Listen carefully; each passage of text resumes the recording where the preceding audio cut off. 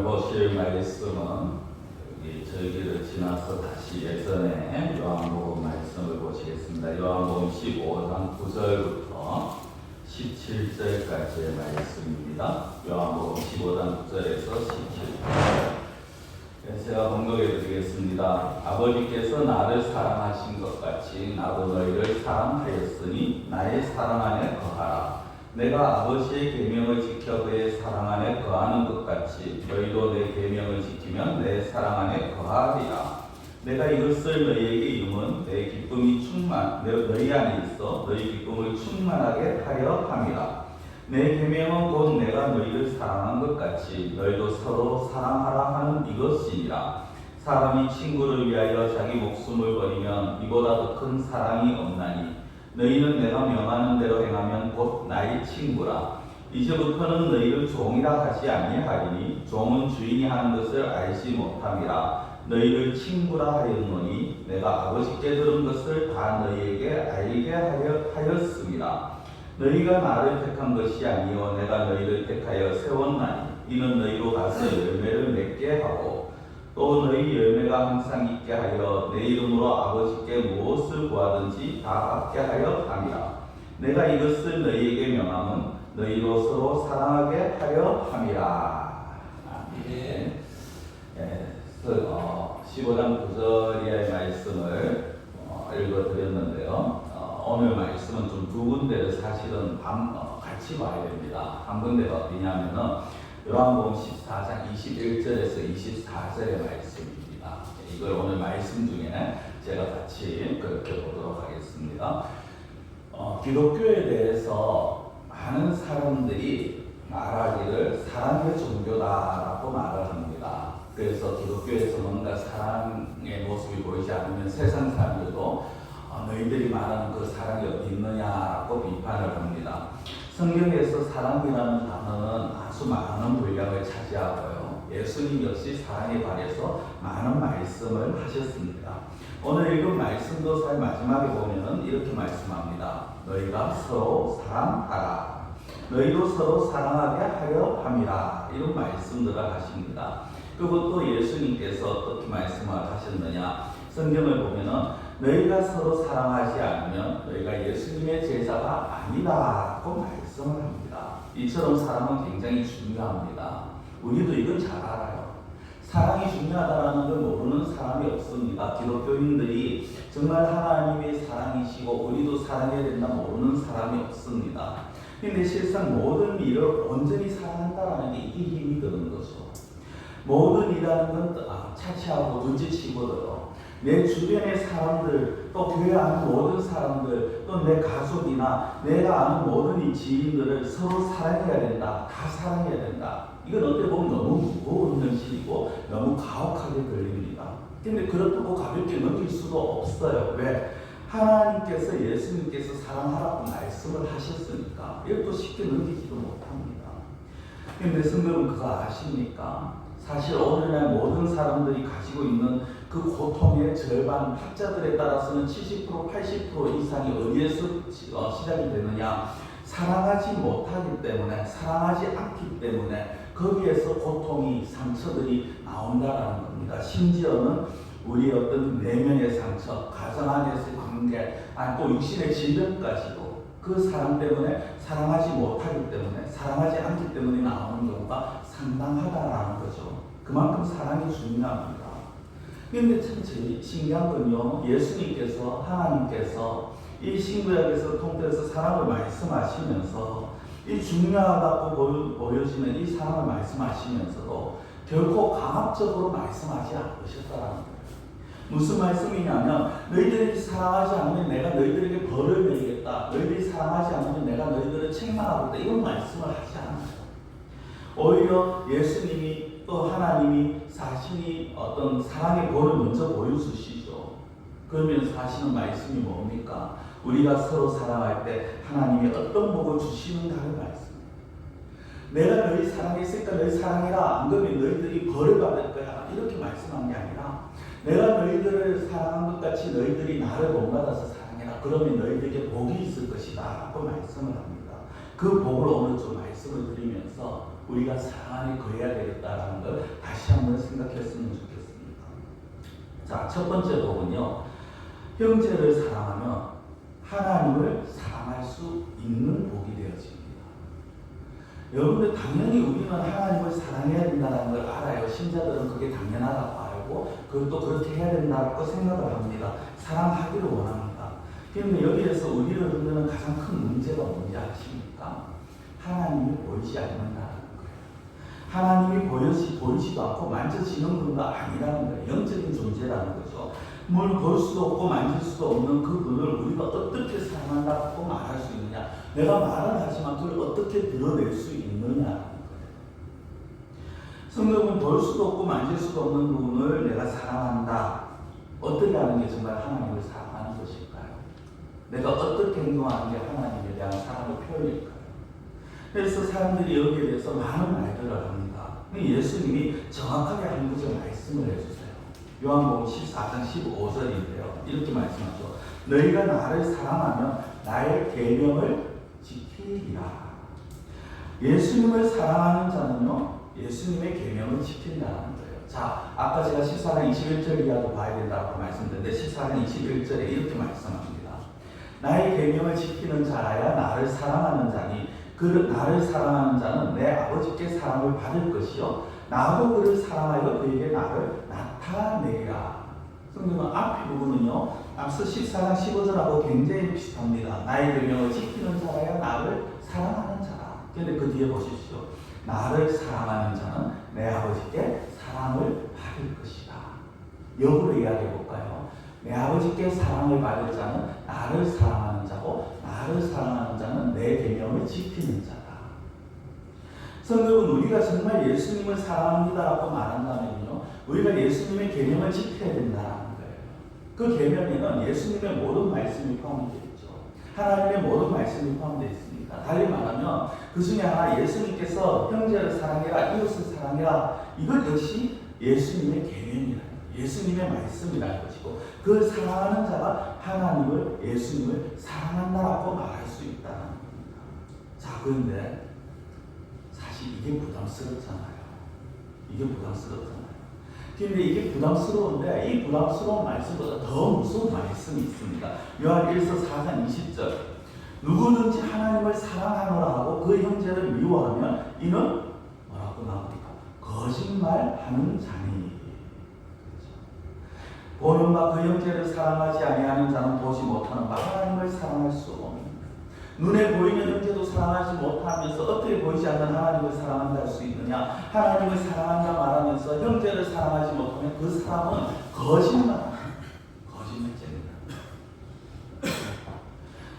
제가 형제, 성경에도 형제라고 나옵니다만 이 형제라는 말, 다른 말은 같은 교회 안의 지체일 수도 있고 신자일 수도 있고요.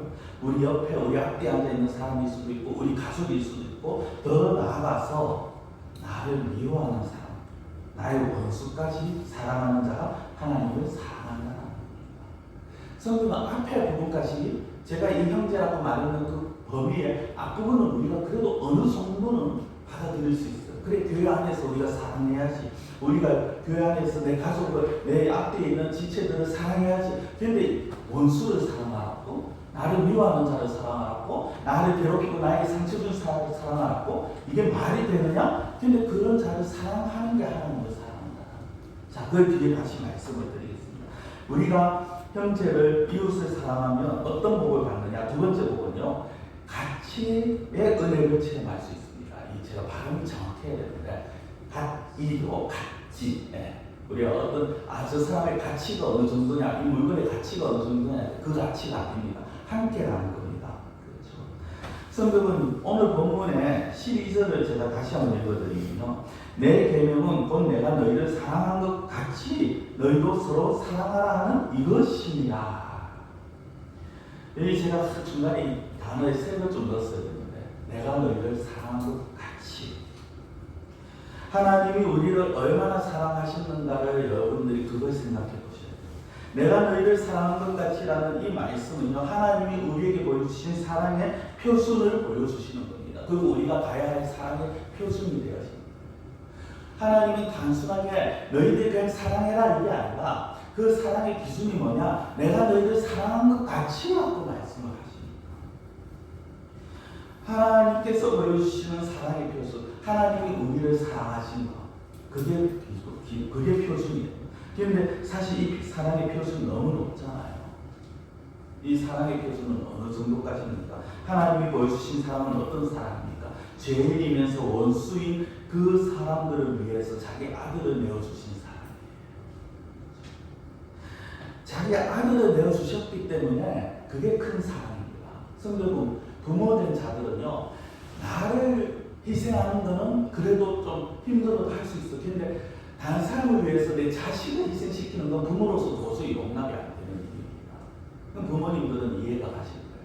내 자식을 희생할 바에 차라리 내가 희생하면 내가 희생이 되어졌지, 내 자식을 희생시키면서까지 다른 사람에게 뭔가를 해준다, 이건 용납이 안 되어서요. 근데 하나님의 사랑은요, 하나님의 희생이 아니라 자기 아들을 내주신 사랑이에요. 그리고 그와 같은 사랑으로 서로 사랑하라고 말할 수 있어요. 이 사랑을 과연 우리 중에 누가 할 수 있을까요? 이 사랑을 우리 중에 누가 할 수 있을까요? 제가 손영원 목사님 아마 많이 들어보셨을 겁니다. 그 박물관 기념관도 몇 번 가봤고요. 다음 주에 목사회에서도 거기를 한번 간다고 말을 하는데, 그 손영원 목사님도 사실 대단한 분인데요. 근데 그 손영원 목사님도 온전하게는 못 따라갔어요. 우리는 그것도 못하죠. 그 손영원 목사님만큼 자기 아들들을 죽인 그 살인자를 양자로 드리는 그 사람은 우리 그것도 못합니다. 너무 현실성이 없어 보여요. 하나님의 이 말씀은요, 너무 현실성이 없어 보여요. 그 기준이 너무 높습니다. 우리가 도저히 따를 수 없을 것 같아 보입니다. 그러면 어떻게 하죠? 이거는 현실적으로 안 맞아. 현실적으로 안 맞는 걸 우리가 어떻게 해? 우리가 하나님의 말씀을 지키지 못할 때 가장 많이 하는 말 그거 아닙니까? 이거 현실적으로 안 맞아. 이거 이성적으로 안 맞아. 하나님이 하신 말씀을 하실 때와 이 시대의 현실이 너무 달라. 그렇게 말해요. 사실 이런 상황은 현실적으로 어느 세대나 힘듭니다. 그렇다고 해서 포기하느냐? 포기할 수 없어요. 분명히 우리가 하기 힘든 사람입니다. 그렇다고 해서 너희가 하기 힘들지 그러면 안 해도 돼 라고 말씀하지 않아요. 할 수 있다는 거예요. 어떻게 할 수 있느냐? 하나님이 우리와 함께 하시기 때문에 이게 가능하다는 거예요. 성도 여러분, 우리가 살아가면서 많은 문제들을 부딪힙니다. 수없이 많은 고난과 역경을 만납니다. 근데 그 가운데서 우리가 헤쳐나오는 그 상황들을 가만히 생각해 보시고 돌아보시면요, 그 상황 속에서 하나님이 함께 하셨고 우리를 도와주셨는 것들이 떠오르실 거고 기억이 나실 거예요. 모든 상황 속에서, 우리가 힘든 상황 속에서 하나님은 우리와 함께 하셨어요. 같이 하셨어요. 사랑이라는 부분도 마찬가지예요. 우리의 힘으로, 우리의 능력으로, 우리의 어떤 재력적 재질로, 우리의 마음으로 하나님이 보여주신 사랑을 온전히 감당할 수 없습니다. 그러나 하나님이 함께 하시면 그게 된다는 거예요. 우리는 하나님이 내가 사랑한 것 같이 라는 이 단어 앞에 어떻게 보면 어쩌면 절망하기도 쉽고요, 포기하기가 쉽습니다. 우리가 어떻게 하나님같이 사랑합니까? 우리는 하나님같이 할 수 없습니다. 못합니다. 나는 그래서 포기합니다. 이렇게 말할 수 있어요. 그런데 그때 하나님이 어떻게 대답하실 것 같습니까? 어떻게 말씀하실 것 같습니까? 내가 너희에게 내가 사랑한 것 같이라고 말한 이유는 너희들이 할 수 없는데 하라는 게 아니라 너희들의 삶 가운데서 내가 너희와 함께 할 것이고, 너희가 할 수 없는 그 사랑도 내가 할 수 있도록 은혜를 베풀어 주겠다라는 그 약속이 포함되어 있다는 것입니다.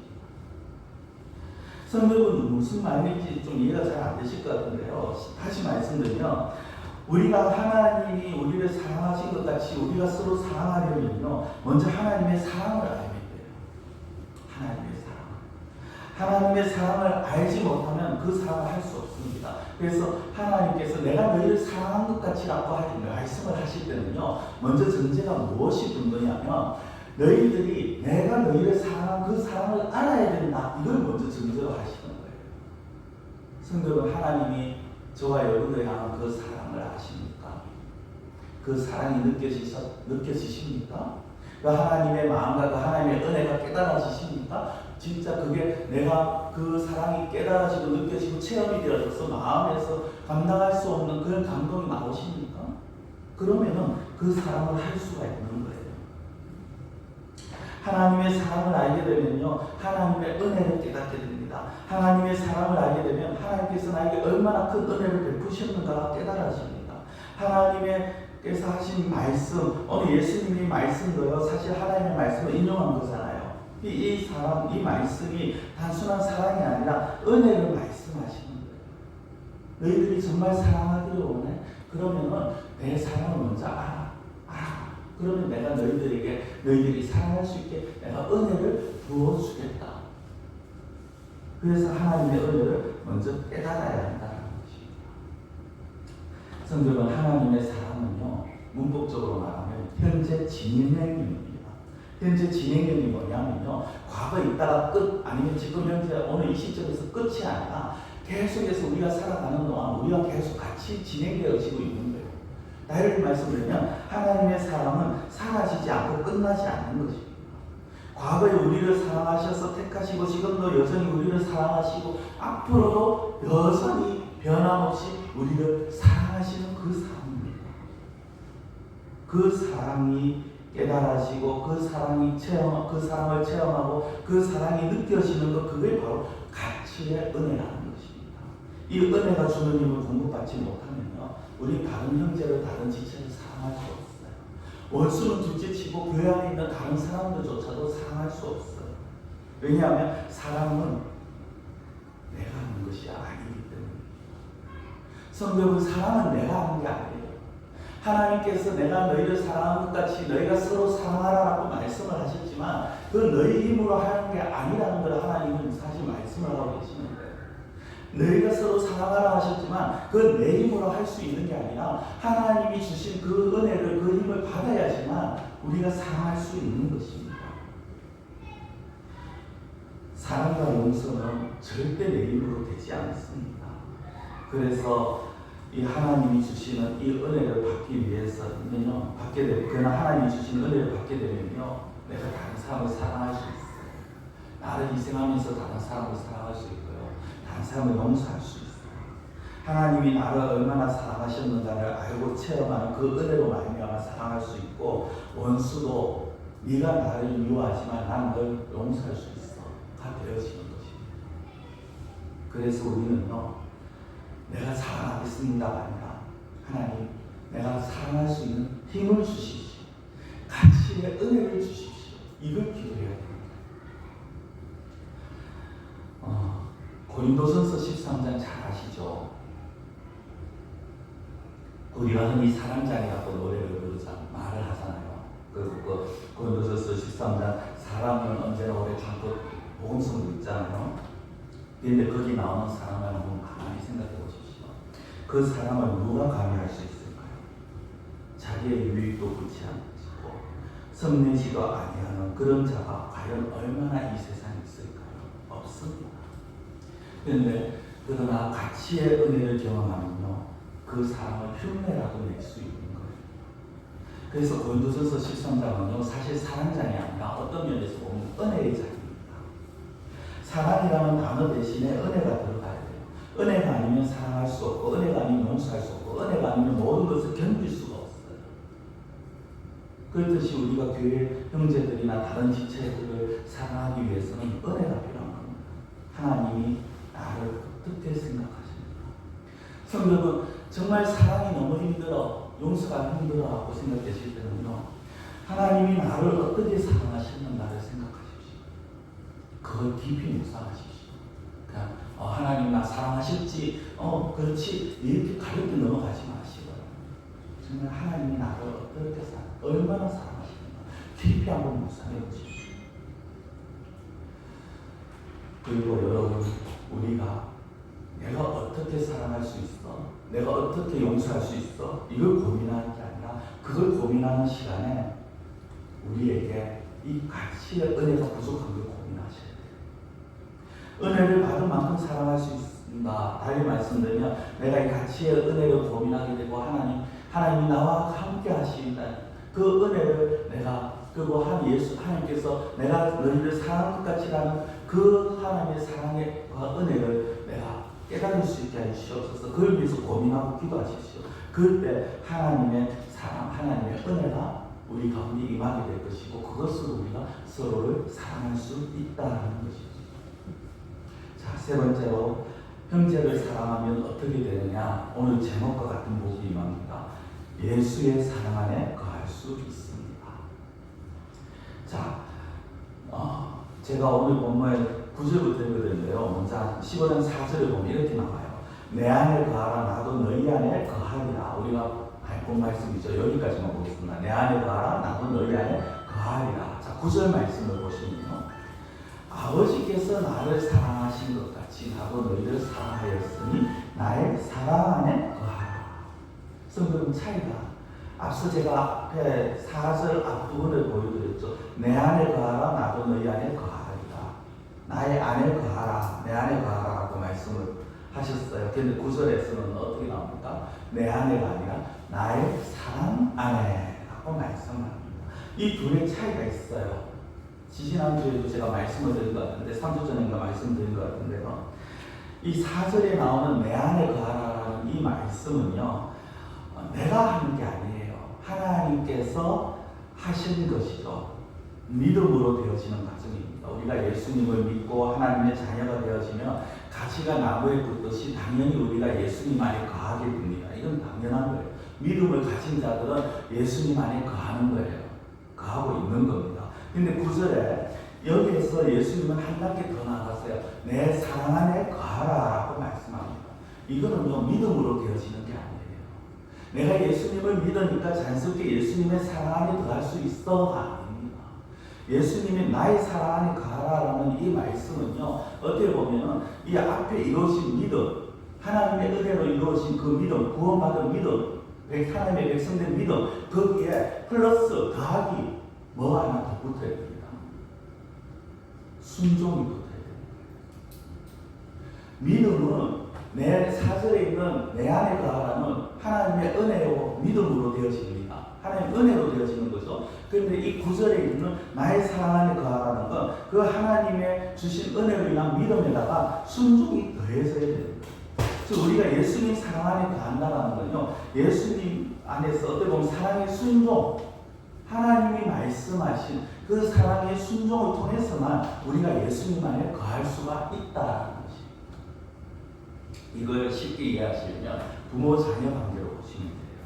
자, 성도도 부부가 있습니다. 결혼을 했어요. 아이를 낳았습니다. 그럼 그 자녀는, 그 아이는 부모 안에 거하는 겁니다. 그렇죠? 부모 안에 거하는 겁니다. 그런데 그 자녀가 부모 안에 거하지만 부모의 사랑 안에 거하는 건 아니에요. 부모의 사랑을 못 받을 수도 있어요. 모든 부모가 그래요. 대부분의 부모는 자녀들을 사랑합니다만 가끔 뉴스 같은 데 보면 사랑하지 않고 버리는 방치하는 그런 부모들이 있죠. 부모와 함께 있는 것, 부모와 한 가정 안에 있는 것, 이게 내 안에 가는 겁니다. 부모 안에 가는 거예요. 그러나 함께 있다고 해서 모든 아이들이, 모든 자녀가 다 부모의 사랑을 받고 사느냐? 아니라는 겁니다. 그 안에 거하지 못하는 자녀들도 있어요. 하나님과 우리와의 관계도 마찬가지입니다. 우리가 믿음으로 예수님 안에 거하게 되었어요. 이거는 구원받은 자로서 하나님의 양자로서 당연히 되었었습니다. 근데 중요한 건요, 이제 그 부모의 하나님의 사랑을 받아야 돼요. 하나님의 사랑을 받을 수 있으려면 어떻게 해야 되느냐? 형제를 사랑하는 것이 하나님의 사랑 안에 거하는 중요한 조건이 되어진다는 겁니다. 그러나 사실 믿음과 사랑은요 뗄래야 뗄 수 없는 거죠. 빼놓고 생각할 수 없어요. 무슨 말씀이냐면 내가 진정으로 믿음으로 예수님 안에 거한다라는 사람, 내가 예수님을 정말 믿고 예수님 안에 진정 내 믿음을 가지고 살아가길 원한다라는 사람은요 예수님이 하신 이 말씀 사랑을 순종하게 되어 있어요. 예수님을 믿는다는 건요 예수님 안에 거한다는 거고 더 나아가서 예수님의 명령에 순종한다는 겁니다. 이게 믿음의 증거예요.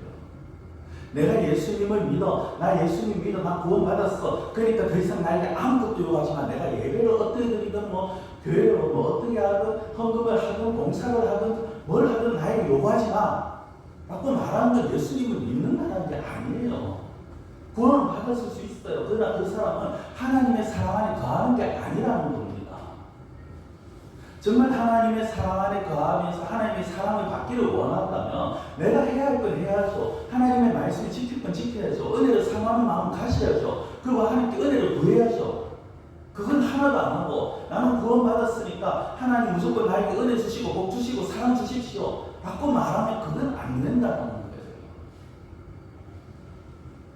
성도는 은혜 받을 길을 가셔야죠.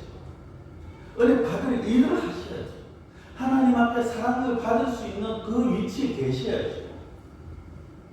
그걸 하지 않으면서 하나님 나 돈 필요하니까 돈 주십시오. 나 건강 필요하니까 건강 주십시오. 하나님 나 정말 이런 게 내 마음의 소원이니까 이걸 이루어 주십시오. 이건 돈도 아니고 얼굴도 아니고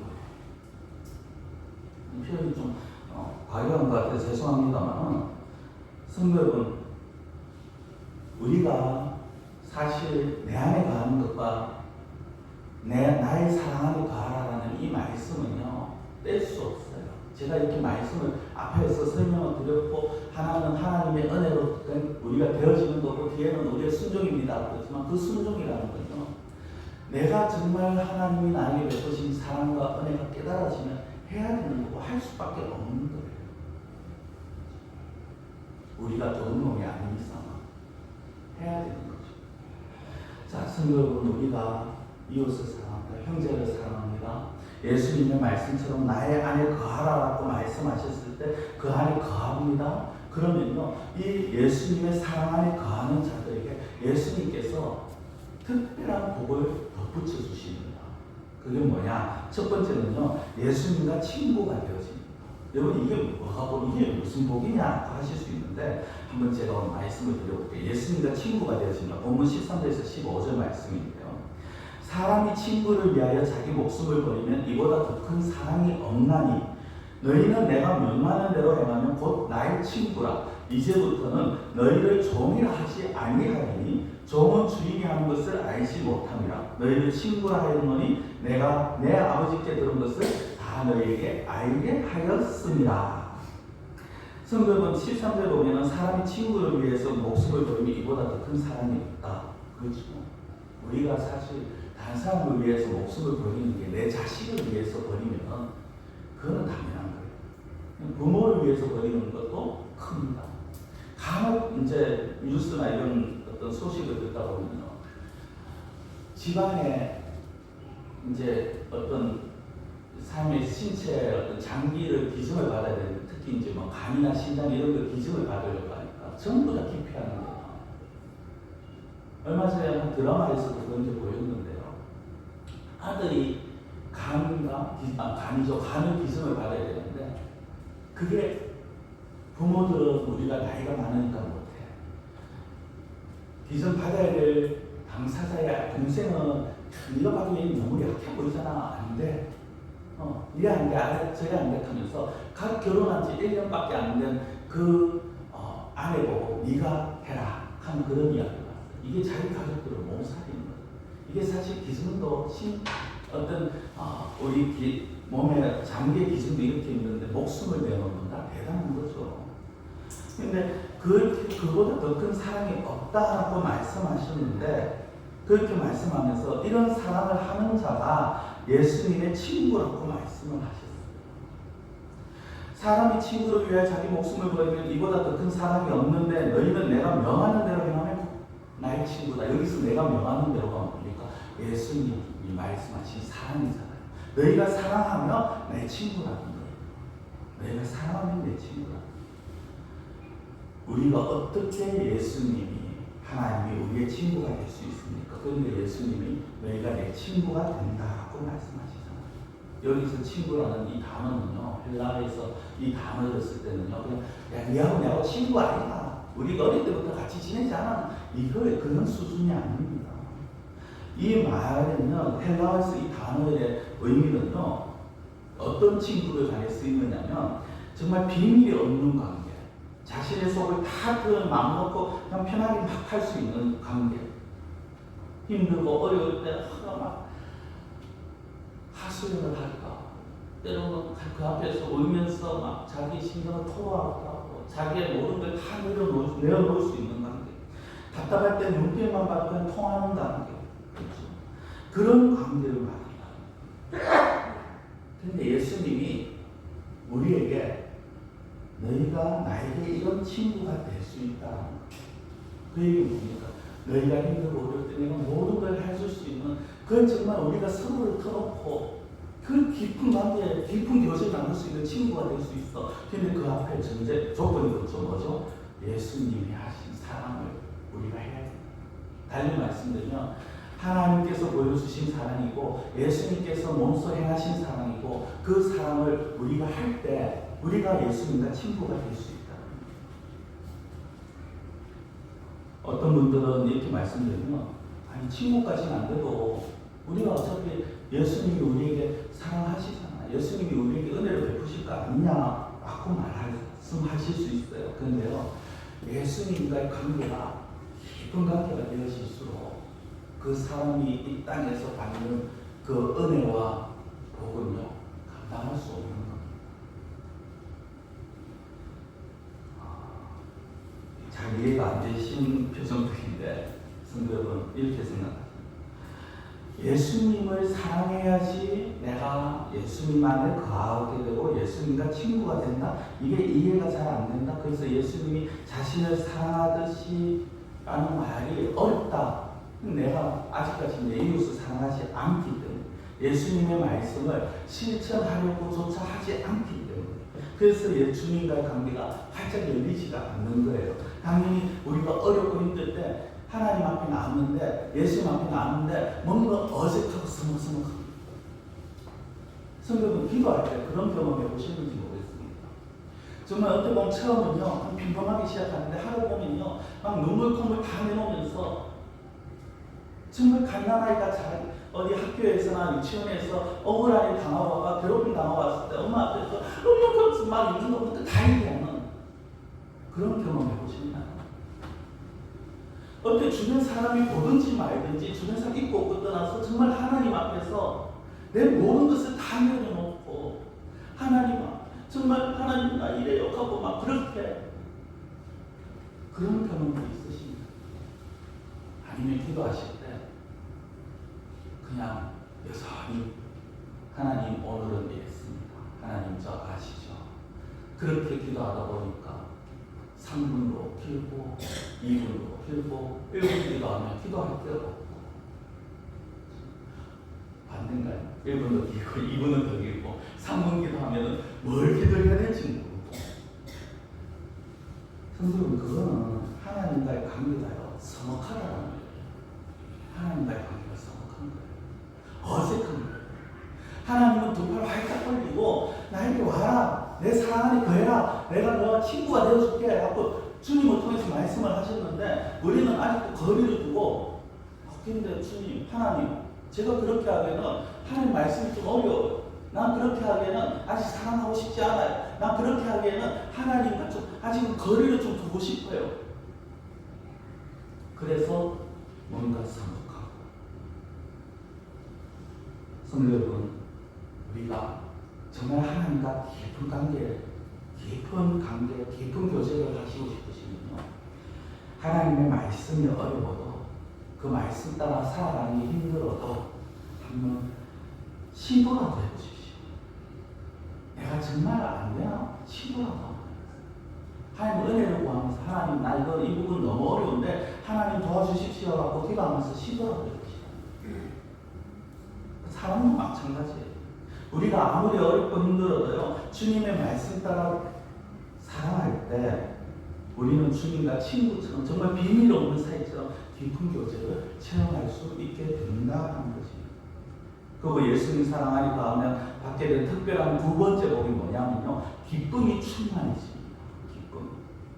자, 오늘 11절 말씀입니다. 내가 이것을 너희에게 이루면 내 기쁨이 너희 안에 있어 너희 기쁨을 충만하게 하려 함이라. 예수님이 자신 안에 기쁨이 있다고 말씀하십니다. 그렇죠? 네, 예수님이니까, 하나님이시니까 라고 생각하시면 안 돼요. 여러분, 그렇게 생각하시면 안 돼요. 지금 예수님이 이 말씀을 하신 당시를 생각해 보십시오.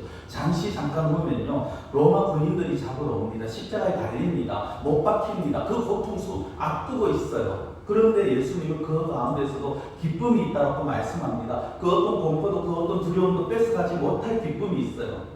왜? 하나님의 기쁨이 그 안에 있기 때문에. 하나님께서 자신을 책임져 주신다는 확신이 있으니까 그 안에서 어떤 삶 속에서도 기뻐할 수가 있는 겁니다. 그리고 그 기쁨을 나만 누리는 게 아니라 이제 너희에게도 주겠다. 내 사랑 안에 거해라. 그러면 내가 받고 있는, 내가 누리고 있는 이 기쁨 너희에게도 줄 것이고, 내 사랑 안에 가면 이 기쁨이 너희 가운데서 충만하게 될 것이다. 여러분, 제가 이렇게 말씀드린 기쁨이 무슨 의미인지 알지 못하시는 분들이 계실 수도 있고요. 어떤 분들은 이미 기쁨을 맛보고 계신 분도 계실 겁니다. 이 기쁨이 무엇인지 아신다면 그 사랑을 실천하십시오. 아니, 당연히 실천하고 계실 거예요. 근데 이 기쁨이 무엇인지 모르겠다. 그래서 나는 아직도 예수님이 말씀하신 이 사랑이 어렵다. 정말 오랜 세월 신앙의 생활을 하여도 이 기쁨이 무엇인지 모르시겠다면 그 사람은 사랑을 실천한 적이 없다라는 얘기입니다. 있어도 아주 드물다는 거죠. 내 안에 주님이 주시는 그 크고 놀라운 기쁨은요, 우리가 참된 사랑을 하는지 안 하는지에 구별하는 시금석이 되어집니다. 내가 어떤 상황 속에서도 어떤 형편 속에서도 평안을 누리고 기쁨을 누릴 수 있다면 그 사람은 지금 예수님의 사랑 안에 거하는 자고 그 사랑을 나누고 실천하는 자라는 거예요. 그런데 조금만 어려워도 아이고 나 죽겠다 하는 사람은요, 당연히 예수님의 사랑 안에 거하지를 못하고 그 사랑을 실천하지 못하고 어쩌면 거하면서도 그 사랑 안에 있다는 걸 깨닫지도 못하는 자죠. 말씀을 맺겠습니다. 오늘 말씀은 어쩌면 우리에게 너무나도 이상적인 그런 모습처럼 들릴 수도 있습니다. 그러나 우리 옆에 있는 한 형제, 한 지체라고 주님이 말씀하신 대로 사랑한다면요, 주님 약속처럼 주님과 깊은 관계를, 깊은 교제를 누릴 수 있습니다. 크고 놀라운 기쁨을 받아 누리는 체험을 하게 되어지실 겁니다. 그럴 때 아무리 큰 공포가 찾아와도요, 아무리 큰 근심거리가 나를 눌러도 우리는 그것을 능히 감당할 수 있다는 것입니다. 사랑하는 성도 여러분, 분명히 사랑이 쉬운 건 아니에요. 사랑하기 어려운 문제들이 있습니다. 사랑하기에 방해되는 것들이 있습니다. 그게 인간관계일 수도 있고요, 가정의 문제일 수도 있습니다. 건강이나 물질의 문제일 수도 있어요. 그런데 그것 때문에 내가 사랑하지 못하고 그것 때문에 용서하지 못한다면요, 그럴수록 더 하나님께 엎드리시고 그럴수록 더 사랑하기 위해서 힘쓰십시오.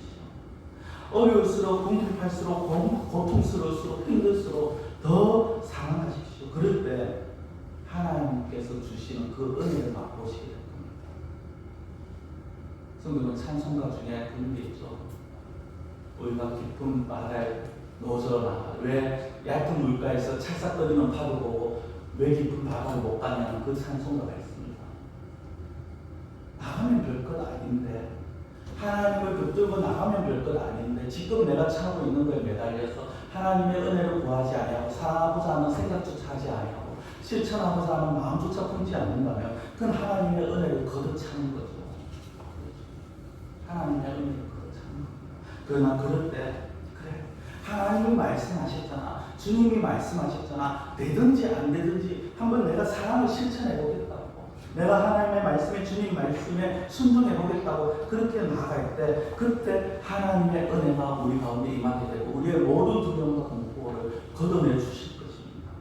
이러한 하나님의 은혜를 누리실 수 있는 그러한 우리 성도님들이 되시기를 축원합니다. 기도드리겠습니다.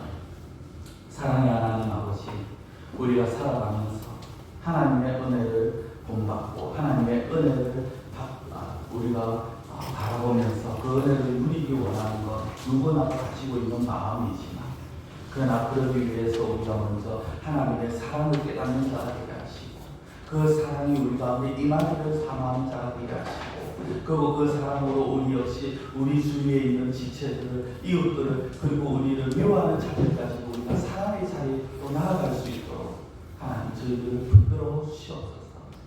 나의 사랑 안에 거하는 자가 나와 친구가 될 수 있고 내 기쁨을 충만하게 누릴 수 있다는 그 주님의 음성을 저희들이 새겨 듣게 하시고 그 은혜를, 그 복을 맛보기 위해서 더욱더 하나님